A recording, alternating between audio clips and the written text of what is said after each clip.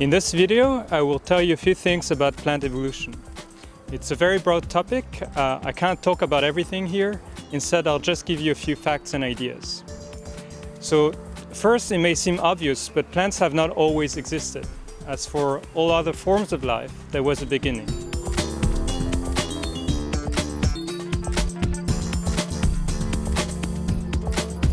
To give you an idea on the geological timescale, Earth is about 4.5 billion years old, and life itself dates back to about 3.5 billion years. On the other hand, land plants are much more recent, since their last common ancestor has been estimated to roughly 470 million years. So just to be clear, all of the dates given here are approximate. Some are still being debated. We provide them here only to give you a general idea of the timescale. If we zoom on the last 500 million years, we think that seed plants, the large group that includes flowering plants and conifers, dates back to about 320 million years. To give some context, back then there were no mammals or birds yet, but terrestrial and aquatic animals were already quite diverse. On this timescale, flowering plants are remarkably young. Indeed, the oldest known fossils of flowering plants are about 140 million years old.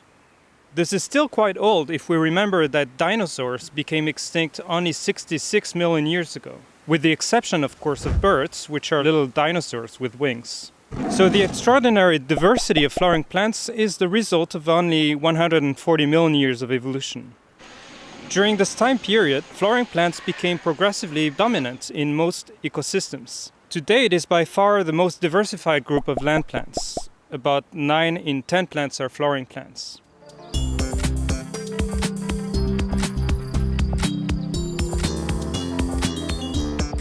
As you might know, we have been thinking of evolution for only about 250 years. More precisely since 1859, which is when Charles Darwin published the first version of The Origin of Species. Already back then, at the same time when he proposed his theory of variation and natural selection, Darwin imagined that it would be possible one day to reconstruct the genealogical tree of all living species to represent their evolutionary history. Today, this representation, called phylogeny or phylogenetic trees, has become a universal tool to understand the evolution of all groups of living organisms: plants, animals, fungi, bacteria. The tips of the tree represent living species, those present at time zero, in other words, right now, as all plants, ourselves, squirrels, ants, all living organisms. The nodes of this tree, if we go down this figure, represent the ancestors of these species, those that lived in the past. So the way to read this tree is from top to bottom if we want to go back in time. In addition, this tree has now become the basis for the classification of all flowering plants. This is the APG system. However, phylogenetic trees are not only useful for classification, they are also primarily useful to understand the evolution of all forms of life.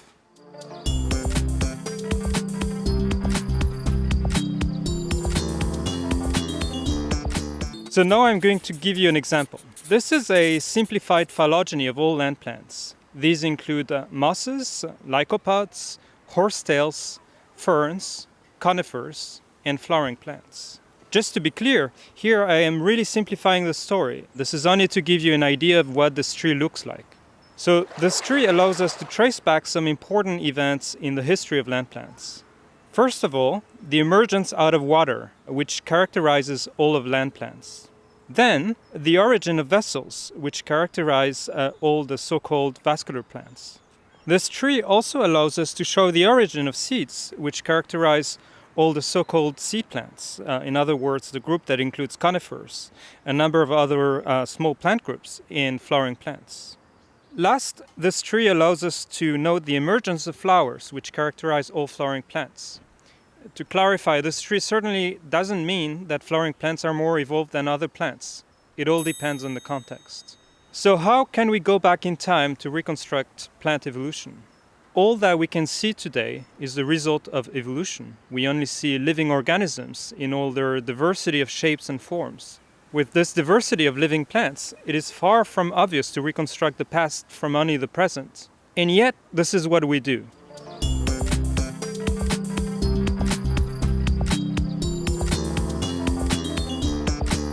How does it work?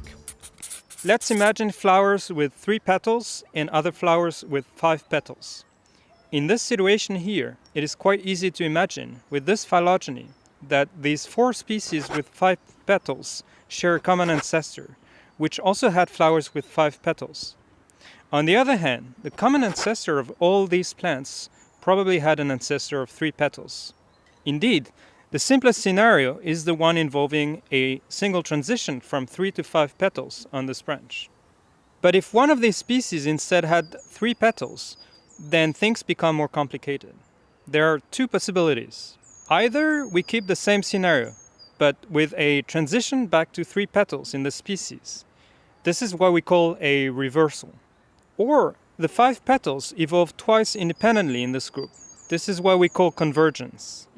These 2 processes, reversal and convergence, are very interesting from an evolutionary point of view. For instance, the loss of limbs or legs in snakes is a reversal compared to their tetrapod ancestors, which themselves, as you and I, are derived from ancestors that originally lacked limbs and look more like what we would call fish.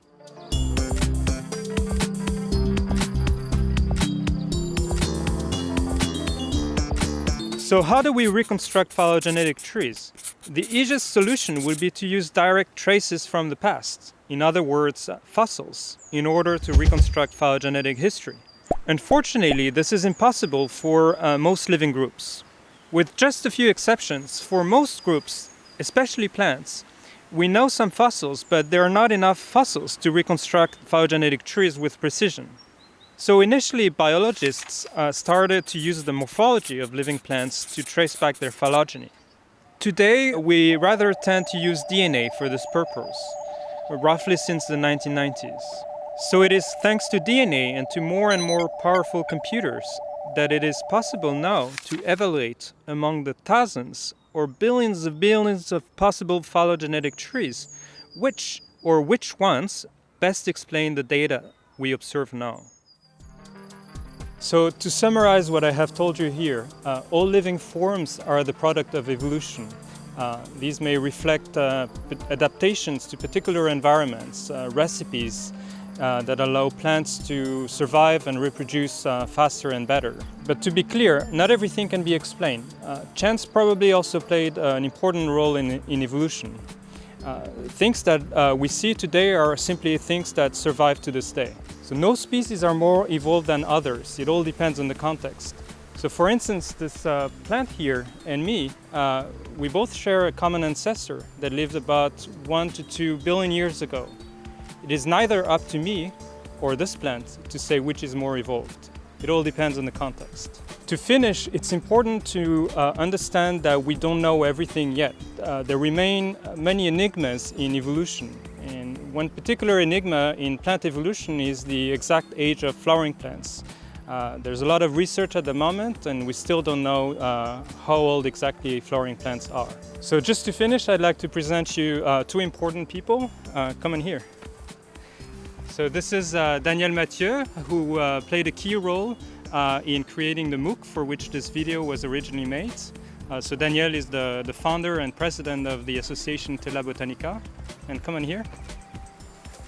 And this is Julia Barbelan, who was the cinematographer for this particular video and the entire MOOC Botanic that we created together.